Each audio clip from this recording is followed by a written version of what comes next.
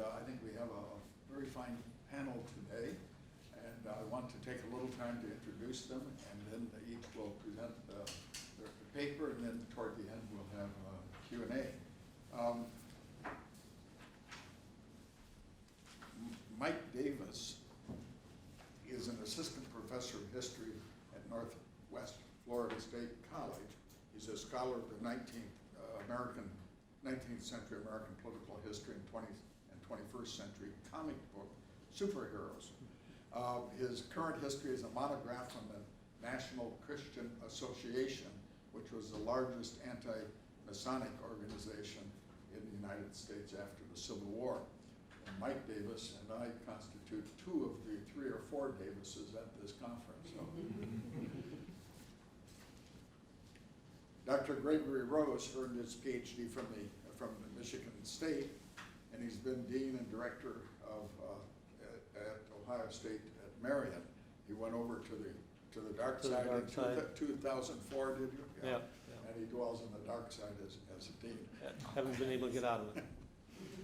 He began his teaching career in 1982 as assistant professor of geography at Marion, served as associate dean of the Marion campus from 1994 to 2003, and interim dean and director from 2003 to 2004. His research focuses on the birthplaces and previous residences of various 19th century immigrant populations in the Midwest and their distribution within those states. So it's my pleasure to introduce these two gentlemen. William Heath evidently is not here today. So if he does arrive, we will incorporate him into the panel. But if he doesn't, our speakers today should feel free to perhaps elaborate a little bit on their talks, and we will have perhaps an extended time of question and answers at the end of the session. So with that then,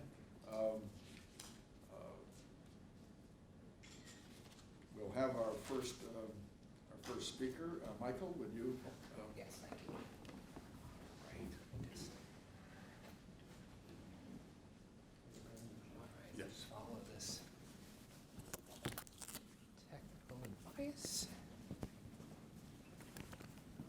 Here, so, all well, it's one of mine. All right. Just a moment here, folks. I'm using a slightly new version here. All right. Let's see. I'm going to do it this way. All right, folks. Glad to see you guys here.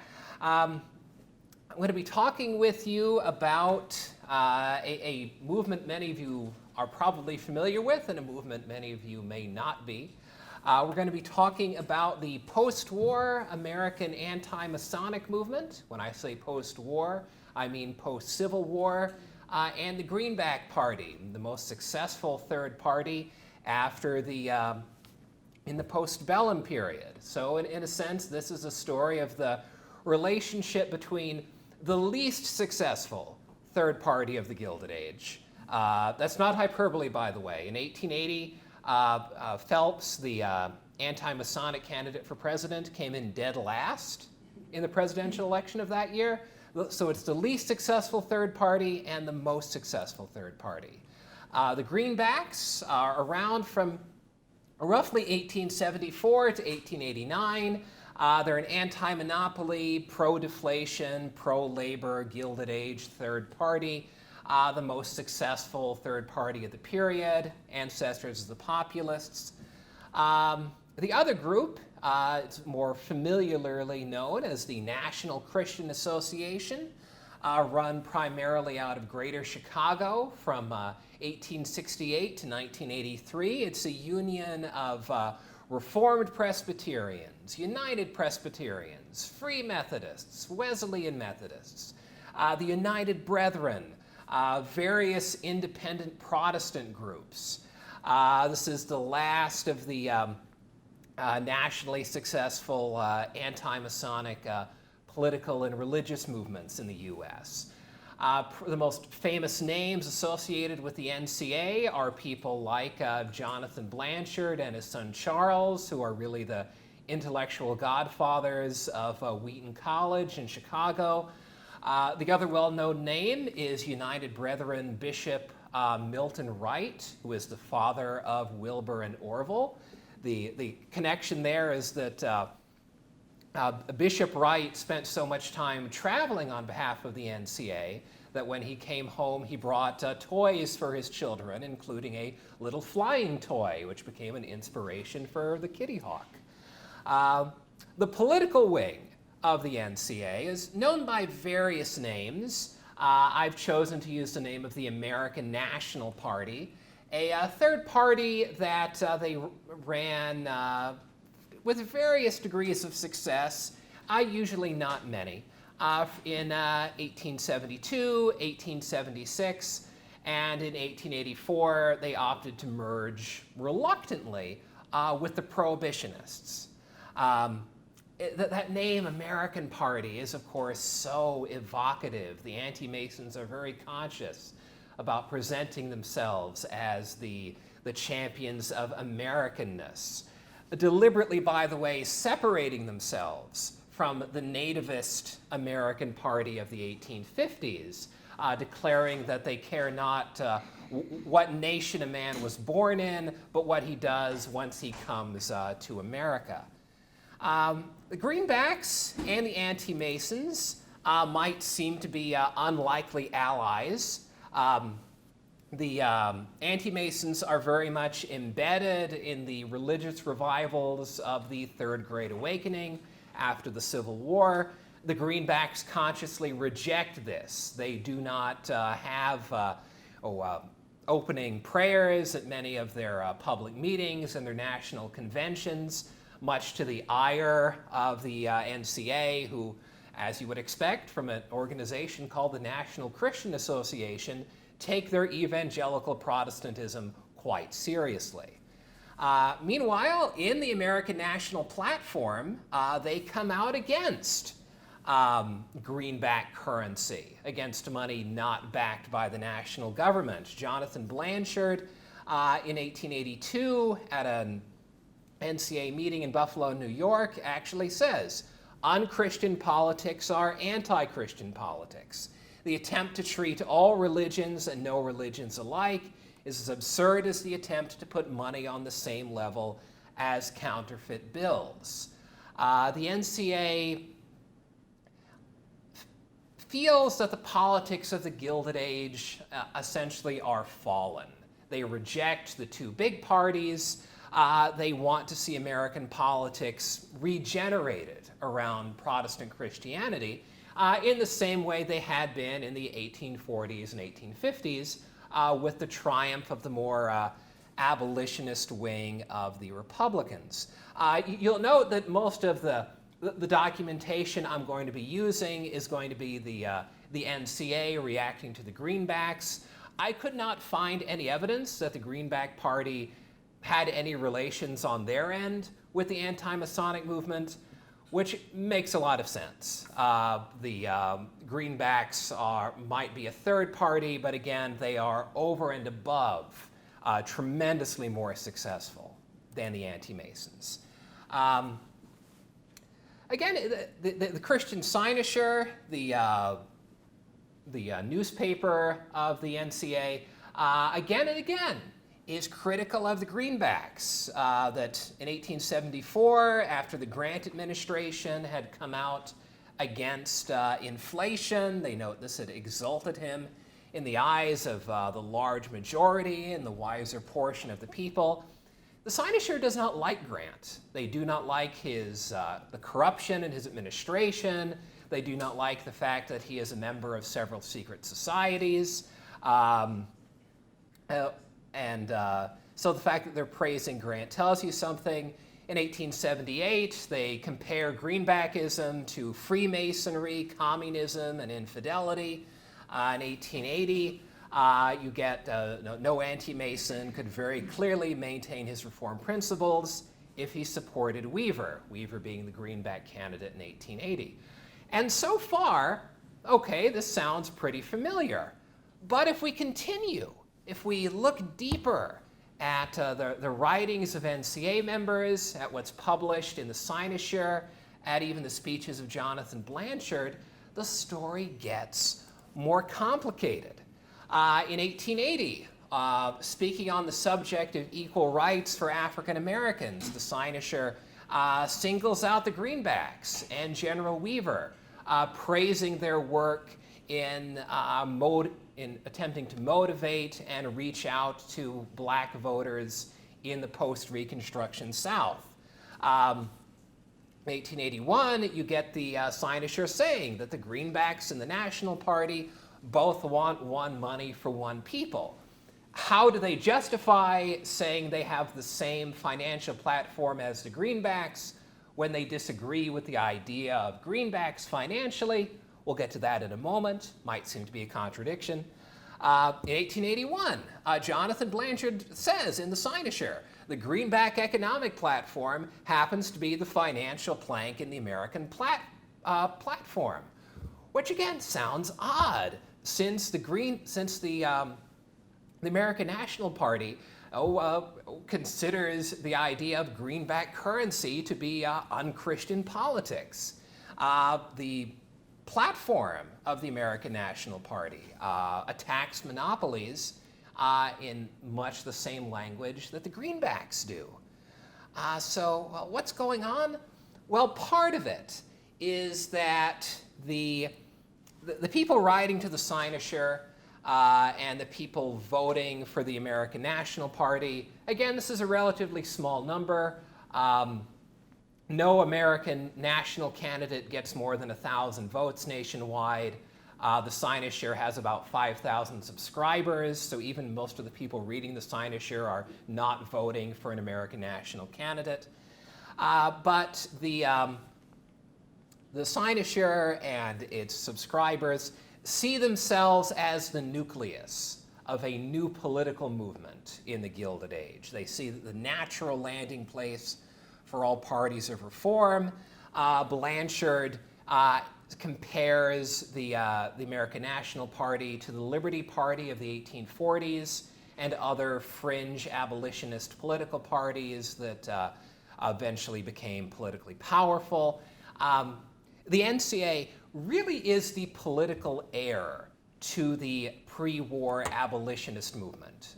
People talk about all the old abolitionists who are part of the NCA, Blanchard himself, John Fee from Berea College, Thurlow Weed is sympathetic.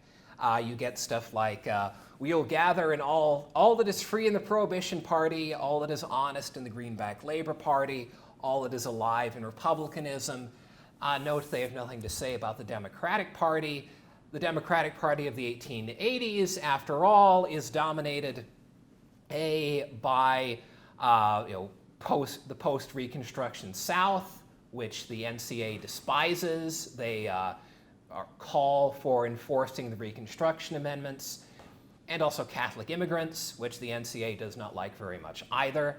I've actually read Catholic magazines from the 1880s and 1890s talking about the NCA, saying they could do so much good in fighting Freemasonry if only they didn't hate Catholics so much. And it's a interesting kind of culture clash there.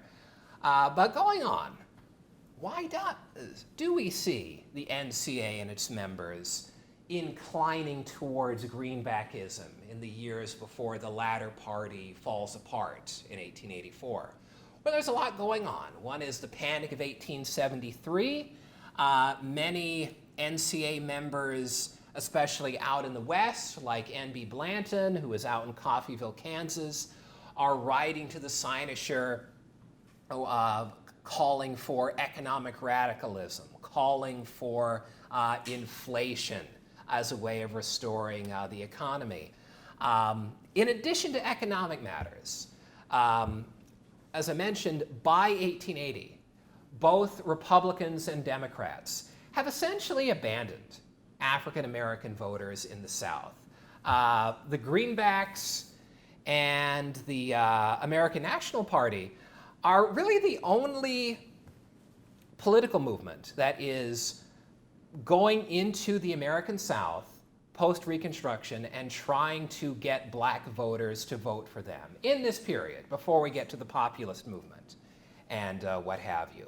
And they note quite approvingly that the Greenbacks are making this investment. I'm going to recommend at the end, by the way, my doctoral advisor, Mark Laus, wrote, a few years ago, wrote The Civil War's Last Campaign, talking about the Greenbacks and race. Well worth looking at. So we've got the panic is pushing the NCA toward the Greenbacks. Race is pushing the NCA toward the Greenbacks. A relatively unknown crisis in this period is in March of 1881, right at the very tail end of the Hayes administration. The U.S. economy is growing in the post-Civil War period. The Congress debates a bill that would have dropped the interest rates on the national debt. In response to this, big banks in Chicago and elsewhere, Chicago again being the heartland of the NCA because they're coming out of Wheaton in Greater Chicago, they threaten to pull bank bills out of circulation if interest rates drop, which means less money for the bondholders. Congress flinches. They pulled a section out of the funding bill. As you can imagine, the NCA is outraged. This seems to be proof that all of their beliefs in the secret masters of the American government are true. They attack the impudent dictation of bankers who rule our rulers, and actually say that to some lookers on, the present conflict would seem to prove the Greenbacks right. In the wake of the funding bill crisis, the cynosure becomes more and more sympathetic to the Greenback movement. You mentioned some of my earlier discussion of their growing alignment you see in 1882, 1883. So what happens? Why does the American National Party wind up fusing with the Prohibitionists, not the Greenback Party? Well, one is, in 1884, there is a general national retreat from Greenbackism. Political historians of the Gilded Age are still fighting over this. It has to do with Irish voters turning back to the Democratic Party, growing economic prosperity. For the cynosure, the problem is that the Greenbacks have nominated Ben Butler. A joke for a cartoon in Puck, Butler is a monopolist of capital and a monopolist of political chicanery, a Mason of 33 degrees whose first act as general was to defend Masonic rebel slaveholders. It's really interesting, by the way. One of the selling points for Masonry in Gilded Age America is that it's bisectional, in that it represents northern whites and southern whites coming together for the benefit of everyone. The cynosure and the NCA are horrified by this. They point out that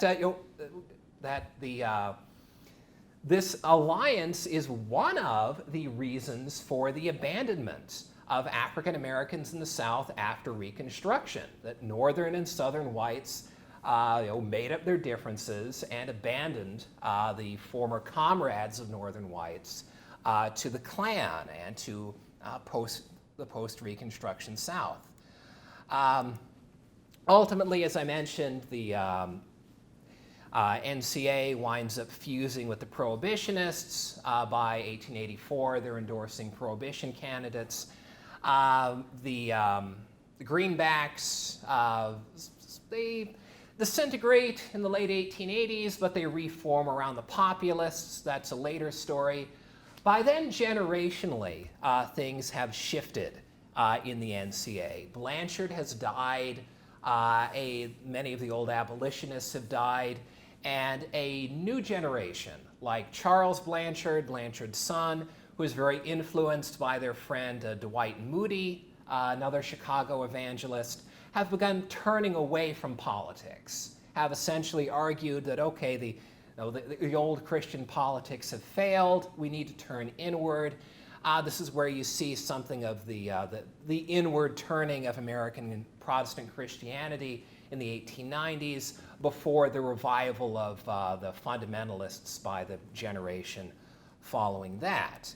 Okay, what's the so what? You know, we had that nice talk earlier of how do we make this actually relevant? How is this story of and in all honesty, an almost completely failed political and religious movement relevant? Well, a lot of things are going on. This is evidence that the appeal of economic radicalism was much broader in the Gilded Age than I think we traditionally give it credit for. If even the National Christian Association, a group almost monomaniacally focused on anti-secretism, could become sympathetic to economic radicalism, there was a space for this in the politics of the period, somewhat pushing back against the current kind of revisionist strain in Gilded Age politics, which tends to say, well, the two parties were more economically and politically inclusive than we give them credit for. Well, that's true. I don't disagree with the revisionists. But this is still evidence that there are a fair number of politically active, politically engaged Americans who disagree with the big parties. And more generally, as a historian of American anti-Masonry, anti-Masonry gets dismissed a lot in our histories of 18th, 19th, and 20th century America. I've had to explain in several conferences that I am not actually a crank who studies anti-Masonry, because as this movement turns inward in the 1890s, you do get a turn towards what Hofstadter called the paranoid style. You get the gradual conviction that the world has fallen, that the world is dominated by its secret masters. By the 1920s, you have editorials in the Cynosure complaining that Henry Ford's International Jew does not go far enough because it does not talk about the way the Jews control the Masons as well. But if we go back to Gilded Age anti-Masonry, to this generation that's dominated by the old abolitionists, you get the NCA and the Cynosure talking about the problems in Gilded Age society are unchecked capital, unchecked monopoly. They are, again, horrified by the regeneration of the white South after the failure of Reconstruction. You get Charles Blanchard at the turn of the century writing with disgust about Confederate veterans flying the Confederate flag, marching through the streets of Chicago. They embrace racial justice and economic justice. They call for equal treatment for Native Americans. They call for enforcing the Reconstruction Amendments. And the point I'm trying to make there is that we might disagree with the anti-Masonic remedy for these problems, which is to break up the lodges and break up the Odd Fellows and the Grange and all the other secret societies. But we don't disagree with them that these are real problems, that this actually was happening in Gilded Age America. It wasn't happening because of Freemasonry, but it was going on. Now, further reading I want to recommend for you on this subject, again, is Mark Laus's Civil War's Last Campaign. Historians of the NCA include George Marsden. There's a fair amount on Blanchard in Abolitionism and American Religion. Betty DeBerg's Ungodly Women does some really interesting stuff with the role of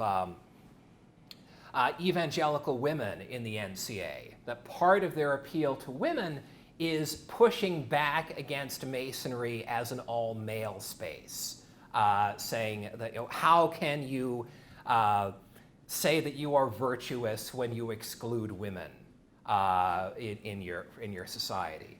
And Well, this last one hasn't been published yet. I'm working on the book proposal for the University of Iowa, but in the next 18 months to 2 years, keep an eye out for In Secret I Have Said Nothing, the National Christian Association and the Politics of American Anti-Secretism, 1868 to 1983 by yours truly. Okay, I think I covered all the relevant stuff there. Do you want to let Greg go and then do questions? All right, good. Okay. Greg go again, and then we'll have questions.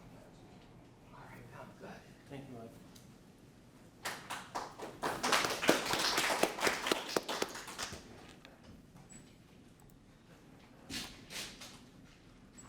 All right, let's see if we can get this thing to behave. Let's try it. Good. Okay, thank you and good morning. We're looking at the distribution and origins of African Americans in the Old Northwest. I'm going to describe that for you: Ohio, Indiana, Illinois, Michigan, Wisconsin. And so the 1850 census, we're going to end up here, but some of the key aspects of the 1850 census was that it was the first to record birthplace. The census categories for African Americans were either free, colored, or slave, and the canvassers were asked to distinguish between black, mulatto, or white, and white was left blank in the color column. So it was a column that identified color in the 1850 census. Certainly one of the things we always need to keep in mind when we're looking at the 1850 or any of the other censuses is the issue of undercounts of minorities. So we recognize that in that era, we recognize that in this era, and for many African Americans, it may well have been prudent for them to avoid being counted by the census takers, since they were federal or assistant marshals, and there was the potential of being kidnapped and identified, and oftentimes African Americans would merge within other populations to avoid being as present. If we look at the growth of the Old Northwest total population, 1800 to 1850, you can't see it very well. There's a green line for the total population and a white line or a blue line for the white population. They nearly overlap because the numbers were almost the same, but you also have growth for the African American population. So by 1850, there were about 4.5 million people in those 5 states. About 45,000 were African Americans. If we look specifically at the white population for the 5 states, you see some very significant growth rates. About a 90%, it was about 90 times larger in 1850 than it had been in 1800. Pretty steady growth rates for each of those states. If we look at the African American population growth rate, a similar sort of trend, although the African American population was only 70 times larger in 1850 than it had been in 1800. But again, growth rate, and you see clearly Ohio, the largest state with total population, also the largest state in terms of the number of African Americans. However, the African American percentage of the population had decreased over that period of time in most states. Only Ohio had a larger percentage in 1850, that was only 1.3%, than it had had in 1800, that was 0.7%. And you'll note in particular that Indiana and Illinois, both in the early period, had 6 to 7% of their population being African American, and had fallen considerably percentage-wise by 1850.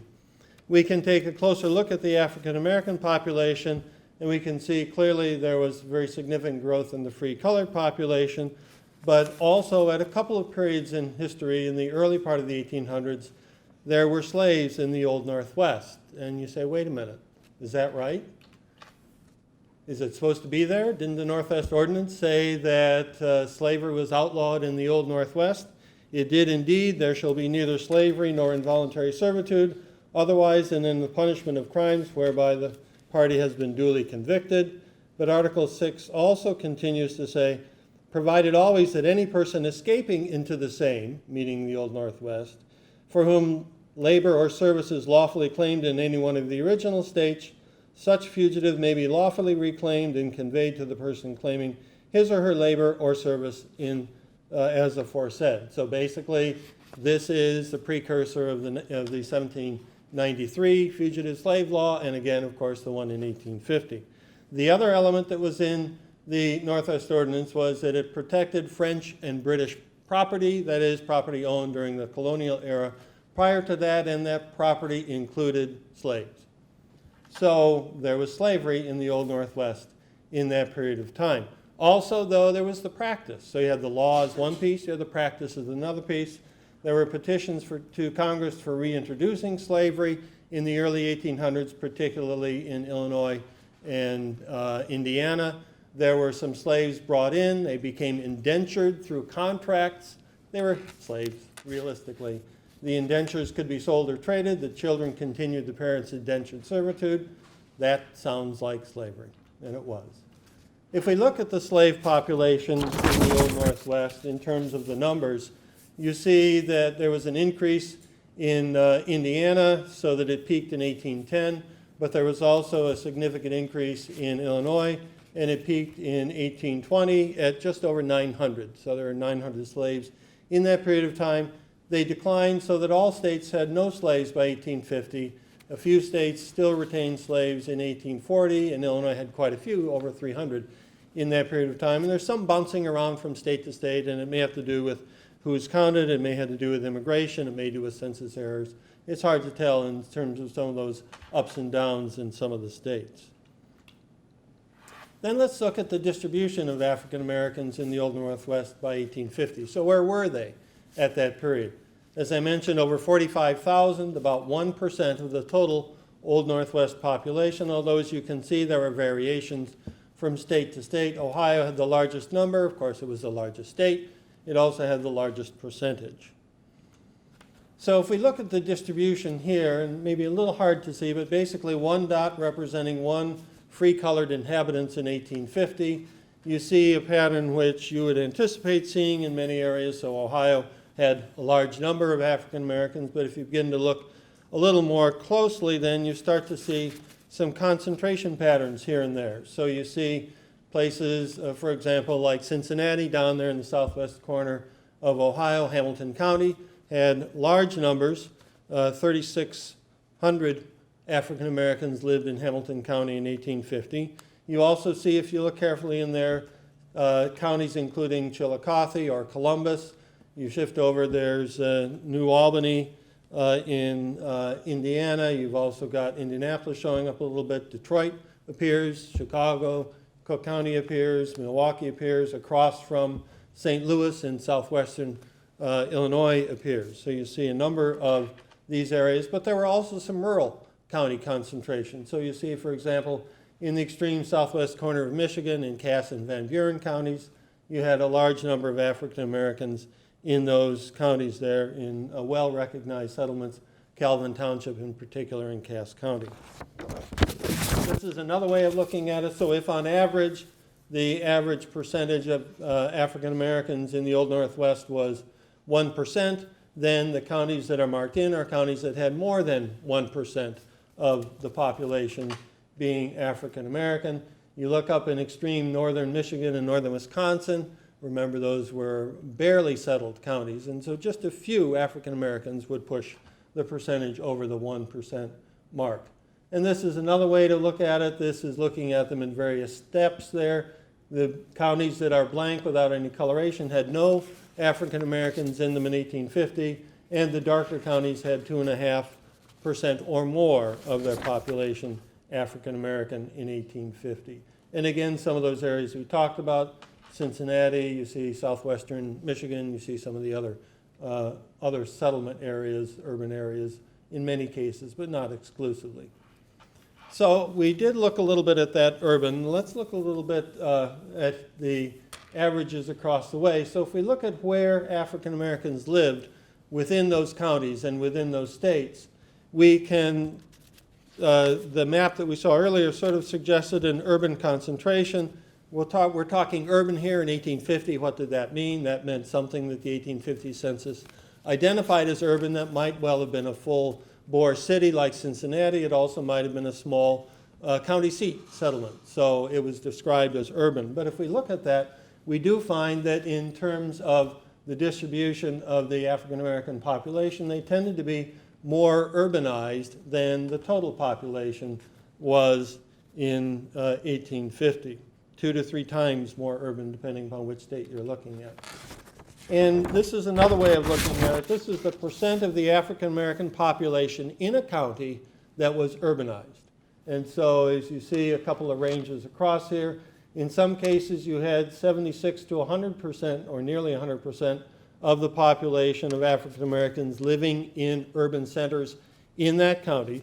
So in Cincinnati, for example, its total population was over 115,000. It had 3,237 African Americans living in Cincinnati out of the 3,600 African Americans in Hamilton County, so that meant 90%. So you had 90% of the African Americans in Hamilton County living in Cincinnati. But at the other token, you may be able to pick out the zigzag-shaped county there in West Michigan. That's Kent County for Grand Rapids. In that instance, you had in Grand Rapids a total population of almost 2,700 people, and 17 of Kent County's 34 African Americans lived in Grand Rapids in 1850. So it falls into the 50% category. And of course, we also have a lot of settlements around here, some of which were urban, some of which were rural, so it isn't just an urban-focused African American population in 1850. Let's look a little bit at birthplaces then. Let's talk about that. As I mentioned, the 1850 census was the first U.S. census to request birthplace information. The identification was either by state or country, and all family members' birthplaces were indicated. Prior to that, it had been a household basis census. The information was supplied by the inhabitant. It was not verified.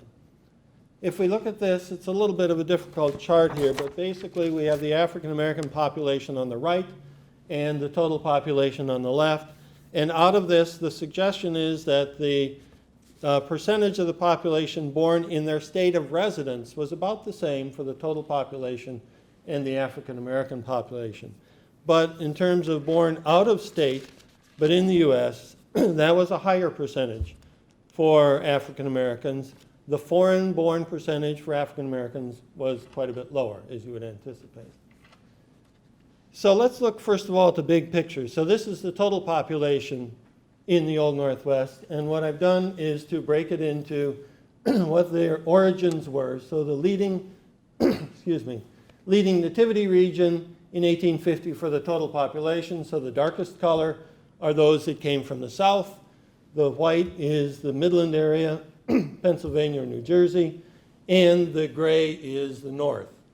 Interestingly, right across as you'd anticipate, so Southerners tend to be found in the south, mid-states across the middle, and New Englanders and New Yorkers at the north.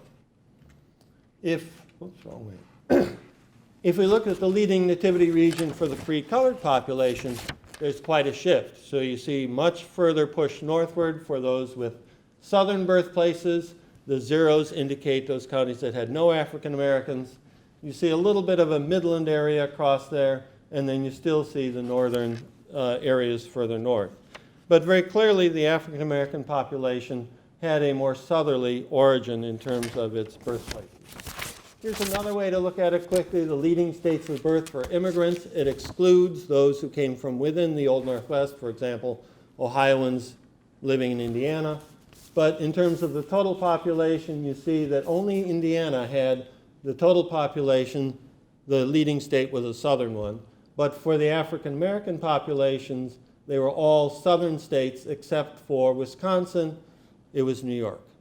So there's another re-identification of that southern origin from this perspective.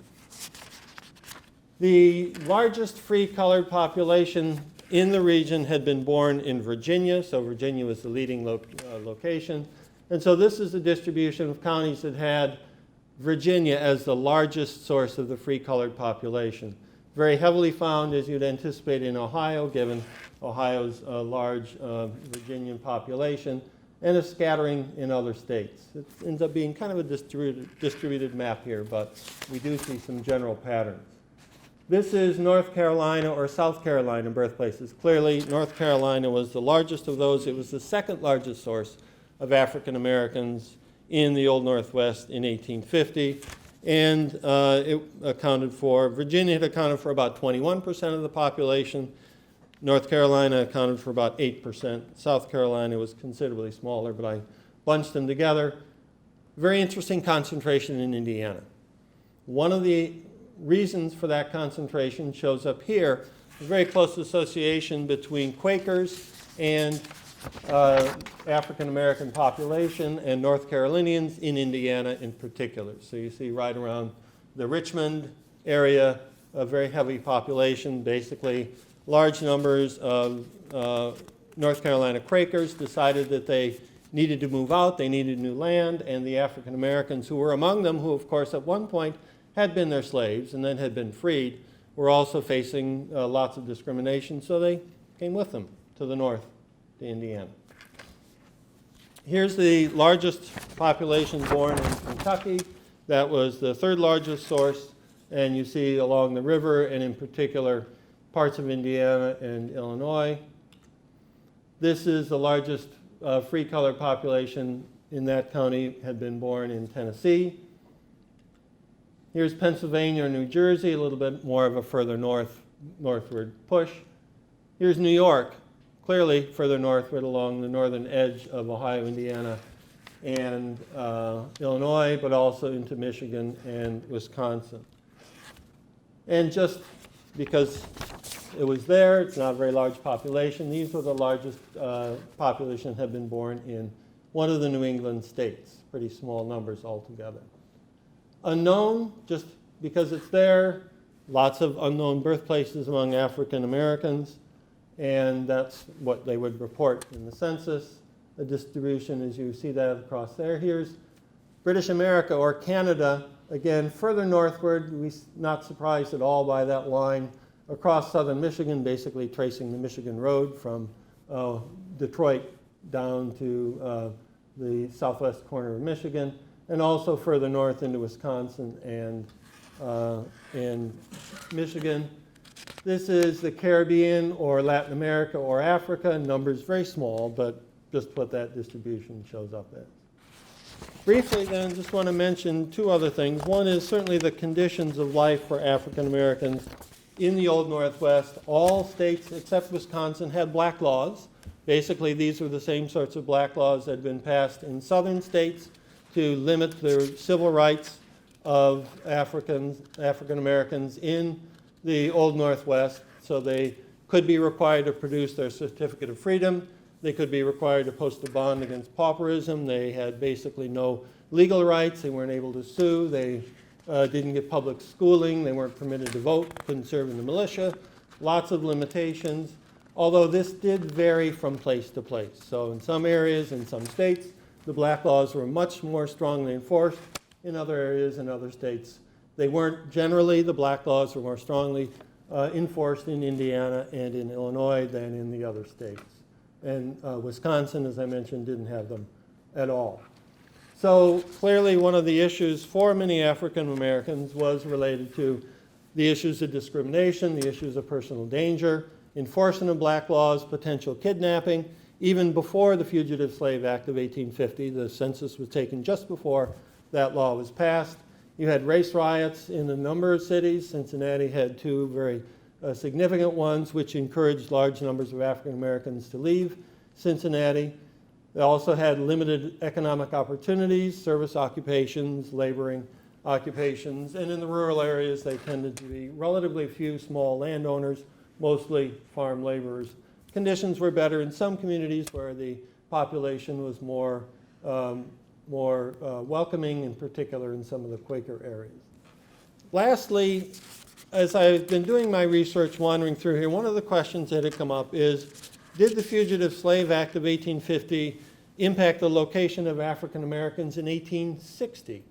So takes me a little bit outside the time, but clearly that Fugitive Slave Act of 1850 strengthened federal enforcement of efforts to recapture runaway slaves. So they were required to be returned to slavery. You couldn't have situations that you'd had in many of the Old Northwest states, particularly the northern ones, where the population rose up and refused to allow them to be transported elsewhere or would spirit them across to Canada. the law enforcement officials were basically required to arrest them simply by the owner saying, "This is my slave." And so there was potential for kidnapping and enslavement of free blacks along with runaway slaves. That had happened all during the era.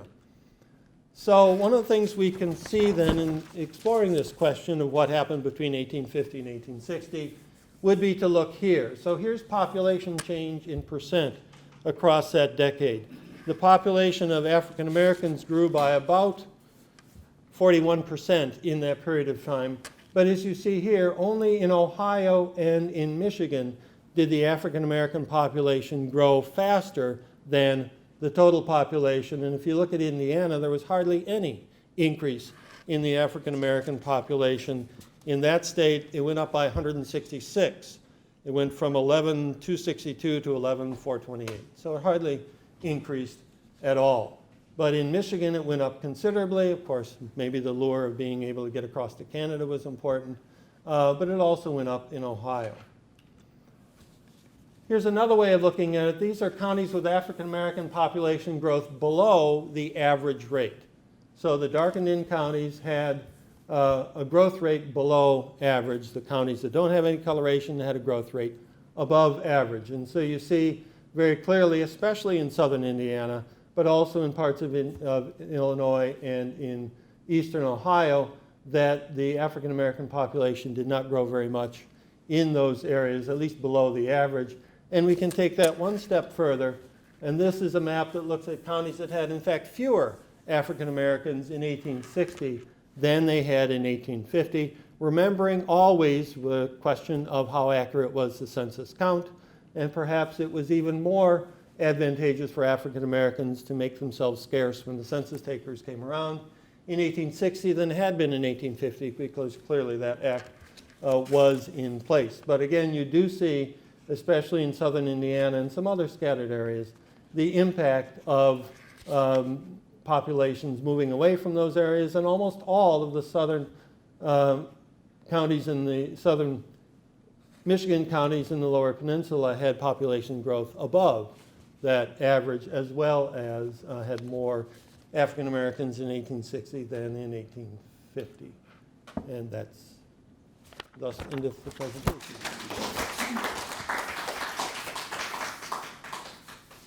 We'll gather at the front table then, and our speakers can address any questions you may have.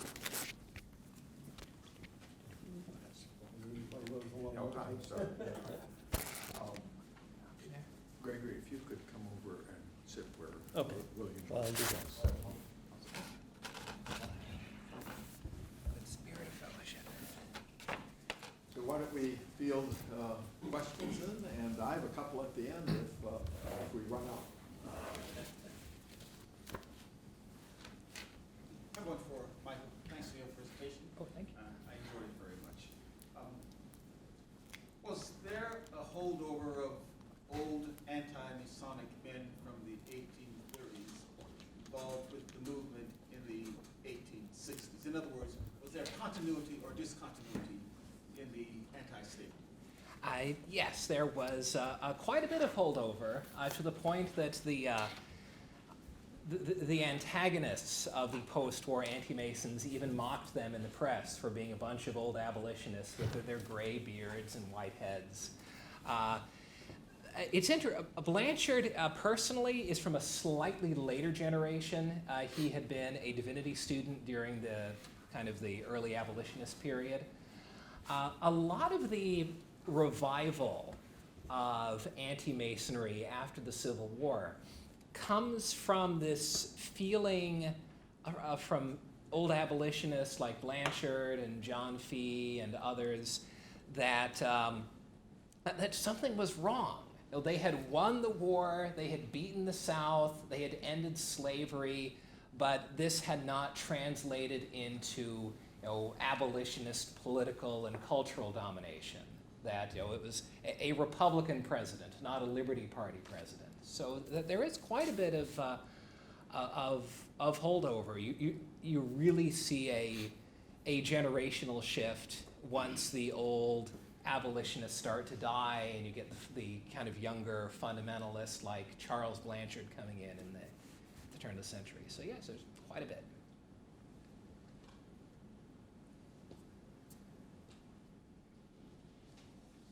Question for Dr. Rose, and I apologize if I missed this. Did you define what you meant by urban? I used the definition that the census used. So basically, they would identify anything ranging from a small county seat up to Cincinnati as being urban. So those were their urban centers. So there's a whole section in the back of one of the printed volumes where they basically list what they've identified as the urban populations in all these areas. So it really is a wide stretch. So in some cases, these are really small towns. They're very small towns. So it might be a town, you know, as I mentioned in the case of Grand Rapids, we're looking at 2,700 people. In some other cases, you're looking at a county seat with maybe, 500 people or something like And that. smaller. And smaller, yep, yeah. So most African Americans are actually living in small towns, not urban. Right, centers. yeah, urban as defined by the Yeah, census, okay. but I guess the notice, or the, one way of looking at it is the notion that they tended to be more town-focused, whatever size that town was, than the general population. Thank you. You think Cincinnati would have been the largest urban center in the Northwest Territory during this period? It was, by far, yeah. Yeah, I can't remember now what its rank was in the U.S. at that point, but it was in the top 10 in terms of cities within the U.S. Well, that's when it picked up the name the Queen City of the West, because so much intellectual movement was coming from Cincinnati. Mm-hmm. And a good argument could be made that the anti-slavery movement started there in the 1830s. Yeah, the Lane Because Seminary Group. It was really a southern city. Mm-hmm. The railroad came in from the south. Yeah, and if you look at the origins of the population in those areas, yeah, the southern characteristics are clearly there, although it is more northern than its neighboring counties.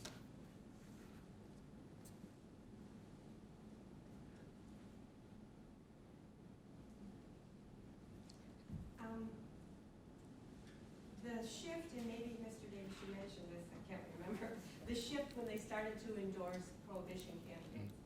Could that be, when I did some work on the Women's Christian Temperance Union here in Grand Rapids, both women that were major leaders in it early on in the 1880s and 90s, and they were from strong abolitionist families, and one was, so that prohibition was an outgrowth really of the abolitionists moved to that department. Oh yes, there's always a lot of support for prohibition as a cause among the NCA members. They don't actually vote for the Prohibitionist Party until the 1880s because they think it has too many secret societies in it, because the secret temperance orders and the like. There's an interesting bit in the cynosure dealing with Frances Willard, actually, that when she is involved in some of the kind of Greenback populist coalition building, that the cynosure condemns Terence Powderly, who was head of the Knights of Labor, for disrespecting Frances Willard and for going behind her back with the labor movement and cutting the prohibitionists out of the populist cause. So they're very engaged with the prohibitionist movement, but even there they're a fringe. By the 1880s, 1890s, the Prohibition Party is nominating men who've been Masons and have been in Masonic lodges, and the NCA doesn't really have the power to do much about that because they are by that point especially, very much a fringe organization.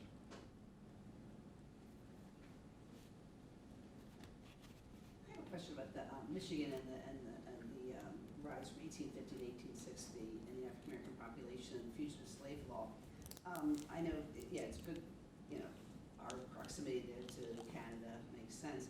Do you also see any geographical differences in attitudes towards the fugitive slave law? Do you see in Michigan a more refusal to a state's refusal to go along with the fugitive slave law, where was the African American movement coming coming from the South, moving up, knowing which states were a bit more sympathetic to turning their backs to the fugitive slave law? Yeah, I haven't dug into it in that deeply. I just sort of had stumbled across these conversations that led me to put the 1860 piece in there. But clearly there was varying levels of resistance among the general white population to enforcing the fugitive slave law and its predecessors, because of course that law was in place earlier, and there's a number of rather famous cases in Michigan and Marshall, for example, and in Detroit, where the population would basically refuse or would assist runaways or others who weren't runaway but were potentially caught up in those nets. And I think the same was true in parts of northern Ohio, but it certainly looks like Indiana was not the place to be during that era, especially in the southern part, but really throughout most of Indiana. Indiana very clearly is the most southern of the 5 states in the Old Northwest, very clearly. If I could perhaps add one point, I think the prevalence or the existence of the personal liberty laws of the 1850s gave some indication to runaways as to which state was, let's say, more hospitable toward them, and they might head to Those states that. exactly.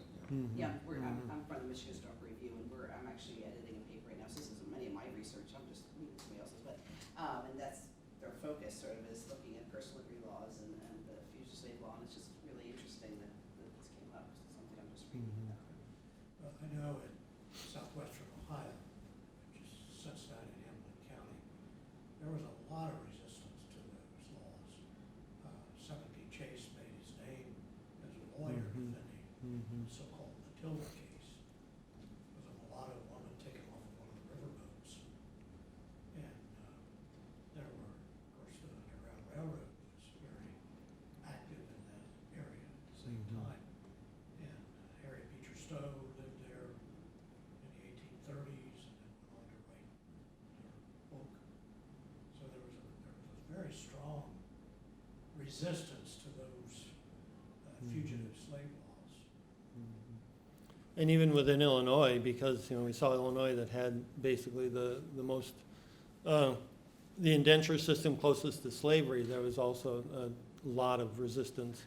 Particularly, it was a north-south divide, especially in Illinois, because you clearly see the northerners in the northern part and the southerners in the southern part. But that was a lot of tension there over closing those laws, eliminating those laws that permitted the indenture, and then ultimately supporting abolition. Of course, we've got Lincoln out of there.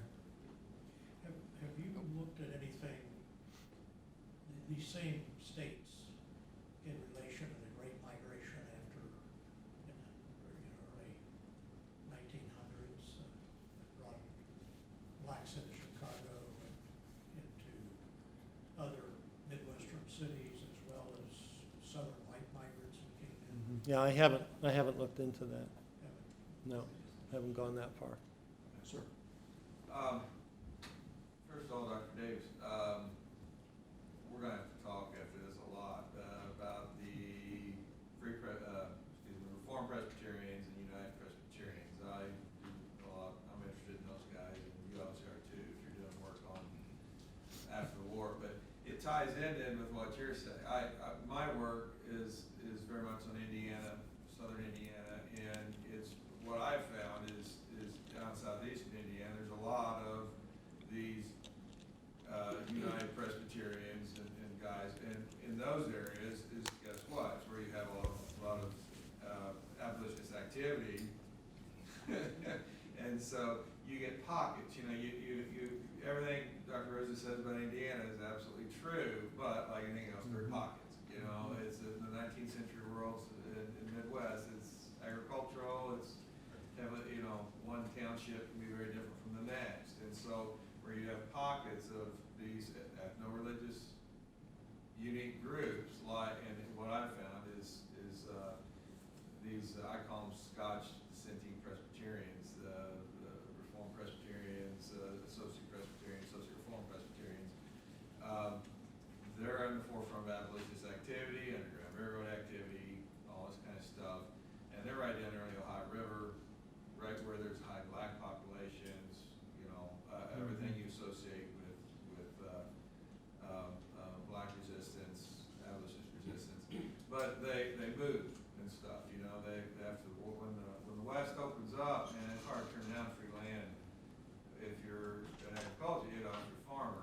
these guys move, and a lot of their legacy gets lost. And I would argue that throughout, probably a future project I want to work on is doing something similar to what Dr. Rose did with trying to put together, as opposed to Quakers and African Americans, is some of these certain groups and where they're located, and actually you'll find out is, here we go, there's a lot of African Americans, there's anti-slavery activities and stuff. So, Yeah. Even at the county level, it's not fine-grained enough because the manuscript census does break it down township by township, and you tend to define groups of African Americans in a certain township and very few in other townships. Right. So even the county level is not fine-grained enough. It does need to go down to the township, and even within that, down to the neighborhoods. And I wanted to share what sounds like it might be a shared problem of ours, is that a lot of the problems with the historiography of the more conservative denominations, like the various Presbyterians and even our local Dutch Reformed Church, is that a lot of the internal thought is focused inward. You don't have the kind of outsiders doing the history that you do with the Quakers and other denominations. I mean, I've commented to my wife that if Wheaton College was not today a conservative religious college, I could probably get a job there. But because I'm not on the team that they're on, my kind of history kind of has to be on the outside of Wheaton and other denominations.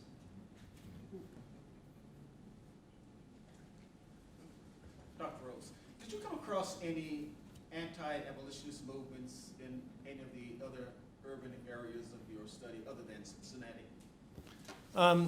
Just in secondary research, I think there was, in all of the towns, there were certain resistance to abolition activities. I think even Detroit, for example, had because of its connections to the South with trade and transportation, it had a number of folks who were not as interested in being abolitionist or being supportive of the African American populations there than others were. So I think it was a common thread. It was just, the generic racism that was present throughout the Old Northwest. There were some groups that were more interested in assisting than others, but then even those groups that were interested in assisting African Americans, there was still racism within those groups. So there's still that tension, even in locations that were thought to be friendly to African Americans. This gentleman asked one of the two questions that I had conjured up, and it was a good question. I thought of two questions about the two ends, chronological ends of the first paper, and you asked about the older anti-Masonic people of 1820s and 1832. I wondered about that, but I also wondered about the 1890s with the growth of the American Protective Association, the APA, and whether or not, well, let's say how this played out in the turbulent 1890s with the presence of the APA in many cities, including small cities, that were, it was an organization that was essentially anti-immigrant to a great extent, anti-Catholic, anti-other things. I don't know if it had an anti-Masonic edge to it, but it did see the world, I think, in kind of conspiratorial terms. I wonder if you could address that. Oh, sure. Well, it's interesting. The NCA has to have a lot of intellectual dealings with the APA because they're fighting for the slice of the same pie. They do not. The NCA does not like the APA. They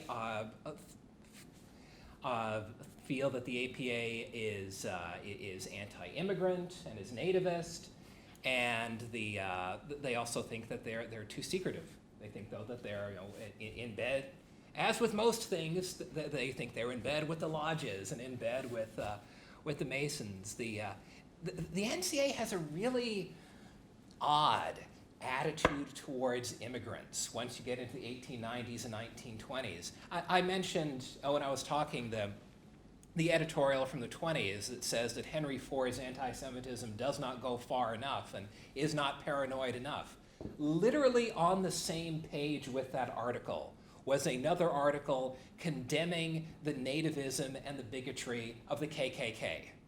I'm still kind of wrapping my head around the intellectual world they're dealing with, because they are at the same time they're pro-immigrant and they're anti-nativist. At the same time, they're also deeply bigoted in a lot of ways, and I think that's another reason why the history of them does not get done, because it's hard to drop them into some of our convenient slots for categorizing the past. But yes, they're. And I wonder too if the Blanchards that you mentioned, did they have ties with Knox College in Illinois? Yes, Yeah. yes. Jonathan had started out at Knox. He had been president there for a few years. He fell afoul of George Washington Gale, who is the guy that Galesburg, Illinois is named for, largely over issues of the personality issues. The college president fighting with the board of trustees. Looks about the same in the 1850s as it does in the early 21st century, and he winds up at Wheaton after that. And a Blanchard is one of those leaders who is not very good at being part of an organization. He's good at being head of an organization. The advantage that Wheaton gives him is that he can be the boss there. He can set the tone. At Knox, he is never able to get along with the board. He's angry that they're allowing fraternities on campus, and there's card playing and drinking going on among the student body. He is much happier at Wheaton. Wheaton then and Wheaton now much more bears the stamp of the Blanchard character than Knox, which is actually my wife's alma mater, so I spent quite a bit of time there.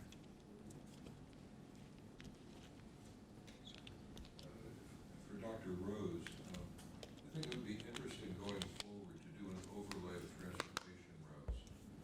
When you have movements of population, you have to have some form of that. Ohio Rivers are given. And I'm not as familiar with Illinois and Indiana or Michigan, Wisconsin, but obviously I'm saying to myself as an Ohioan, what the hell are those counties doing up there in the east turning dark like that? Until you realize there's a canal running straight up and down. Right. And in the west, the same way. And then there were national roads and military roads also. Right. Even the canals had spurs that went sideways over Right. Columbus and places like that. I think it would be very interesting to look at the distribution according to access. It would just be a single slide with an overlay. Right. Yeah, and I've done that in other instances. Yeah, it does play a significant role. You saw a little piece of that in terms of what the Michigan Road did across southern Michigan. Yeah. 1850s a cusp because canals are still operating, but The trains are coming. Yeah. I have a question for Dr. Rose. The anti-abolitionist movement is very complex and it has many contradictions in some ways. In Illinois, when Illinois became a state in late 1818, I think about 87% of the people, according to Solon Buck, had Southern ties, were from mostly Virginia, Kentucky, and Tennessee and North Carolina. These Southerners left the South for all kinds of reasons. But when, 4 years after statehood in 1822, there's a serious movement to reintroduce slavery. This divides these Southerners, and when the vote is finally held in August of 1824, the population, the voting population, overwhelmingly defeats this effort to reintroduce slavery. Everyone knew that this was in fact an effort to reintroduce slavery. But even those counties, mostly in the South, that are very heavily Southern, vote overwhelmingly against the idea of reintroducing slavery, formal slavery, institutionalized slavery to Illinois. I have some thoughts about why these Southerners vote against this, but I wondered in your work, have you devised kind of a thought process that these people might have had when they went to the polls to vote in the summer of 1824? Yeah, and I think there was a very strong free labor, free soil kind of perspective among them, and so many of the individuals who came out of the South, I saw it in Indiana with the North Carolinians and the Kentuckians, were, poor white farmers looking for, you can sort of look at Abraham Lincoln's movement and story as, symptomatic of that kind of struggle. Small farmer runs into land title problems in Kentucky, tries Indiana, that doesn't go so well, tries Illinois. So I think they were very much free labor. So there was a resistance to the South, the plantation ownership, large landowners South, and I think they saw the slaves as in support of those kinds of plantation, basically establishment in Illinois. But I think the other element that was very strong in there, which kind of goes against that, is that they also were not at all friendly toward African Americans as a general rule, because they saw them as potential labor competitors. And so there were also, as part of the black laws and other things, efforts to actually exclude African Americans from coming into certain areas because of the labor competition perspective. So I think it was probably driven mostly by not wanting to reintroduce the plantation system and the plantation owners' economic dominance that they had seen in the South that encouraged them not to be in support of introducing slavery. I wonder too, as perhaps a follow-up, following Nat Turner's uprising in Virginia in early 1831, is there a significant outflow of whites from the South who are now fearful of another Nat Turner rebellion, especially in those areas of the South where enslaved blacks make up a very large percentage of a given county's population? Are there people who simply want out of this potential, as the term was used back then, this potential Haiti? The idea of Haiti was on the minds of Southerners at this point, and Nat Turner's rebellion in 31 triggers references to Haiti all over the South. And I wondered if some people said, we want to get out of here while we still can, so to speak. Yeah, and I don't know, I haven't seen that, but I haven't looked for it either. Thank you.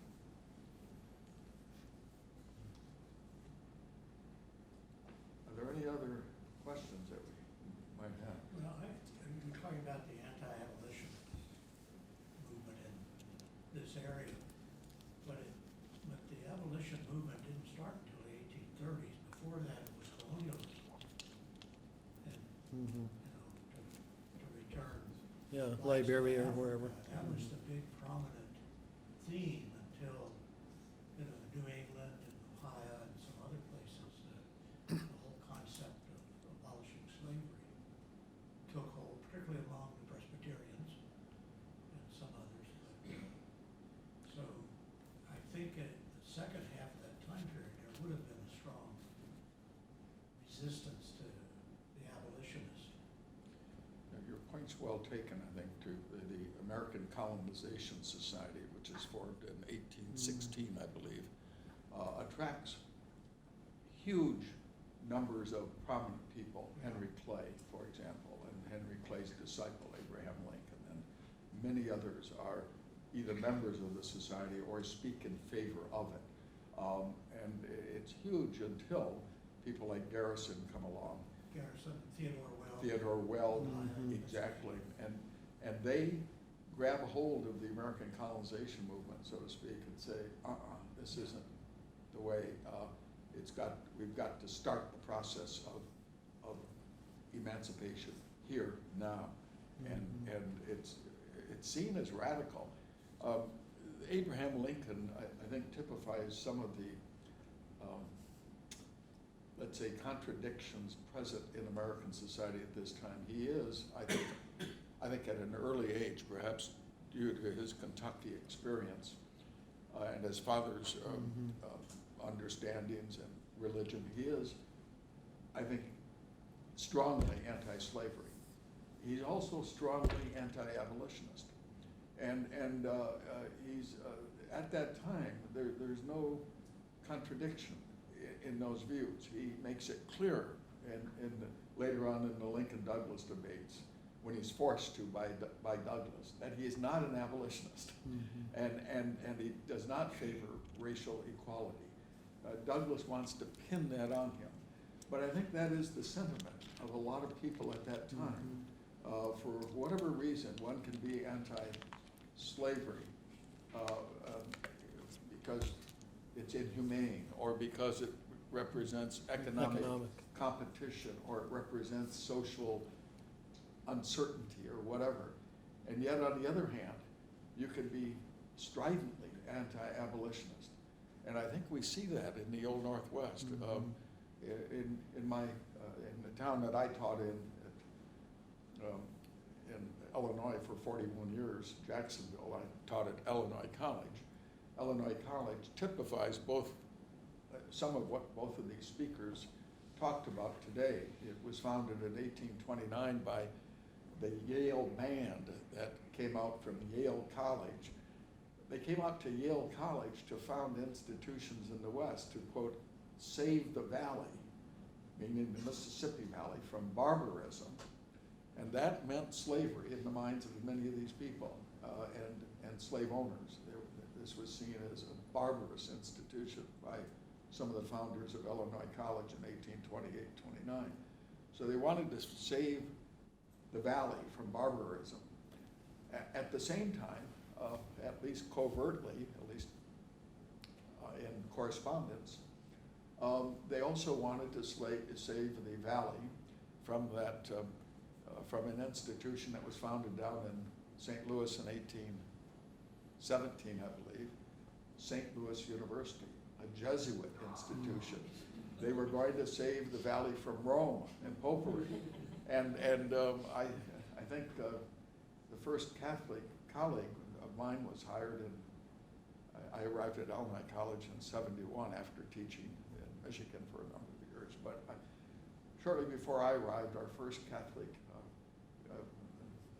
colleague was hired. And she was a wonderful addition to the faculty. But this anti-Catholic streak was present into the 1960s. Many people did not see, again, contradictions in the two at that time, at that time. I'm struck by the nuances and the subtleties of thought at this time, and how people can hate, on the one hand, slavery, and especially when you get terrible atrocities against slaves and against free blacks, and the burning alive of free blacks in St. Louis, for example, the roasting of them, literally. Many people are horrified by that. One would say justly so, and yet at the same time, they turn around and support the black codes in Illinois. They don't want blacks to come into Illinois, and in their mind, there's no contradiction. We look at it from our century, and we look at it and we say, these people are schizophrenic, or they're all. I think Stanley Elkin's book on slavery, he talks about the importance of transcendentalism and being able to balance your mind was anti-slavery, but it was going to come sometime in the future, and you could live with that. It's a good point.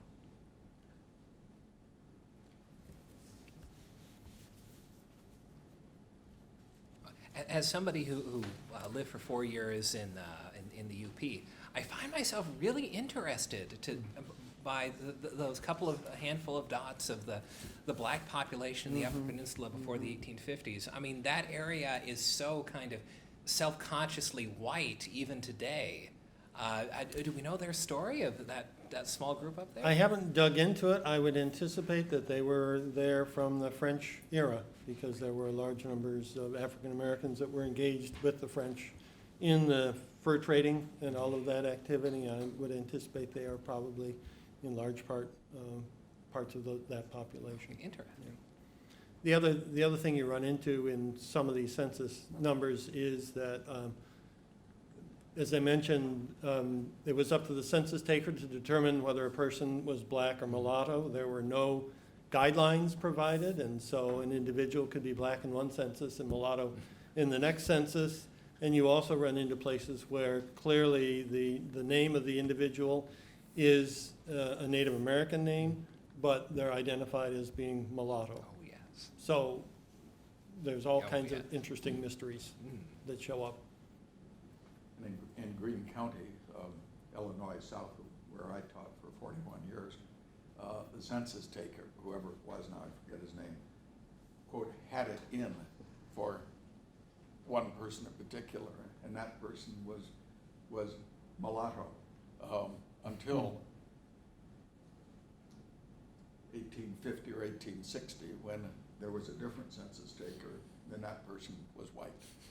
And it was, I understand that practice was not uncommon elsewhere. And when you do get French populations, and you get Indian populations, and you get over time mixtures of people, back then it was a challenge to sort it out. And census takers did not ask people at all. That was a visual. It was a visual thing, and it was done in an instant. And there was no appeal, as I understand it, either. No. Although the 1850 census said something along the lines that the identification of color is to be taken very particular. You're supposed to be very careful with that. But no guidelines were provided, and it was just visual. Well, people, we still have 8 minutes. I'm sorry our third speaker did not make it. His talk sounded interesting as well. And, but I think we had 2 very fine papers today, and I benefited from them. And unless there are additional questions, why don't we conclude this session with a round of applause for them.